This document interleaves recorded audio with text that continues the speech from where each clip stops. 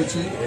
বাংলাদেশের মানুষ অনেক আনন্দ উৎসব মুখরিত পরিবেশে গতকালকে নির্বাচনে অংশগ্রহণ করেছেন। ব্যাপক ভোট কেন্দ্রে উপস্থিত হয়েছে। তাদের মতামতের এবং ভোট প্রয়োগের মধ্য দিয়ে আমাদের প্রিয় দল বাংলাদেশ জাতীয়তাবাদী দল বিএনপিকে তারা ক্ষমতায় যাওয়ার পথ সুগম করেছে। এই জন্য বাংলাদেশের জনগণকে অভিনন্দন জানাই। আর যে সমস্ত নেতা কর্মীরা সংগ্রাম করে আত্মহত্যা দিয়েছে তাদের আত্মার প্রতি গভীর শ্রদ্ধা জানাচ্ছি। আমার জেলার মানুষের অনেক আকাঙ্ক্ষা রয়েছে। আমি নির্বাচনের প্রাককালে অনেক কথা বলেছি।